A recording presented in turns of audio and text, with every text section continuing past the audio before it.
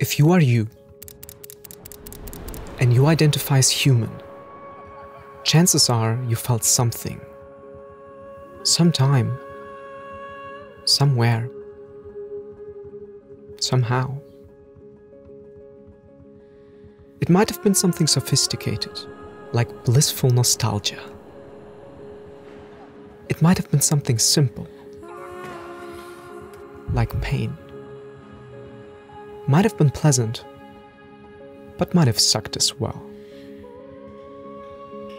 And maybe you are one of 280 million people in the world that have experienced what it is like not to be able to feel anything. And if you are not, this might sound simply unimaginable to you.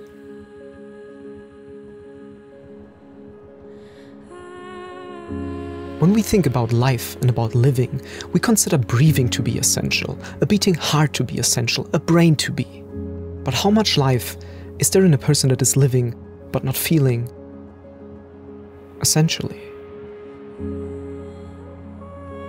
When we turn to common sense, emotions are something that resides inside of us, separate from who we are. When we turn to intellectuals, old, dead or contemporary, emotions very often are something redundant, separate from our thinking. When we turn to economists, emotions are irrational, illogical, dead weight, separate, supposed to be. Yet we still have to meet a person free from, thinking a thought free of, and make a decision untouched by emotions. And if we don't find a better answer for what they are, then there's one thing that they are for certain. Emotions are non-negotiable. Not for a reason, not for a cause, not because. They simply are. And they can't be not. Neuroscience tells us that emotions are interoceptive signals, events that are happening inside our bodies and want to be perceived, attended to, and acted upon. Feelings are how we make sense of these perceptions and translate them into a language that gives them meaning and purpose. And you might think that's reductionist, limiting emotions to their physical function, declassifying them to a play of our mind. Elaborate, entertaining, thrilling, compelling, and breathtaking sometimes. An illusion, nonetheless. But it's the opposite, really. After all, when we perceive a sunset, we do not refrain from calling it beautiful, mesmerizing, and magical.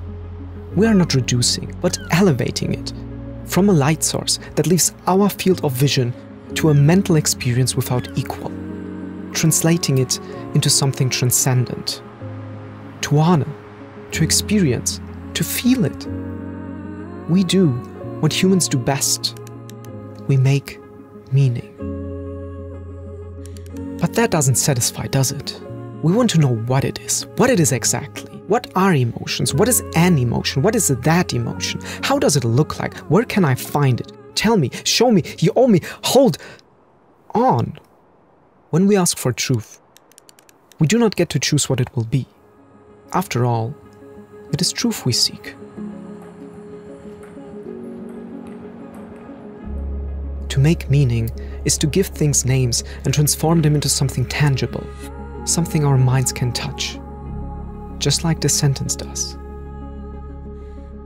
To understand, on the other hand, is to forget, let go, and move beyond. To look without seeing, to witness without being.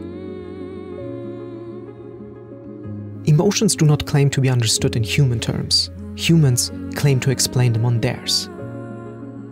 We can keep looking for a core, an essence, for something an emotion is supposed to be. But if we do, we might miss what an emotion really is. Just as you can search a lifetime for the spark of life and miss the meaning of living, just as you can search for truth and miss the point of seeking. But maybe when we give into, we might realize quite naturally that emotions are a way to create reality.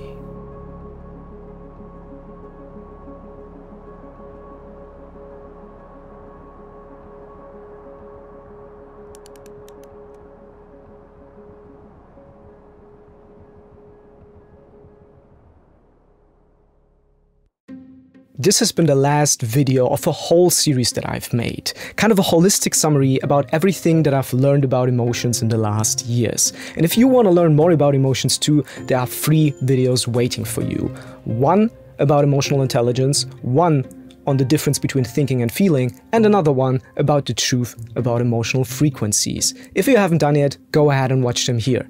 Other than that, I see you.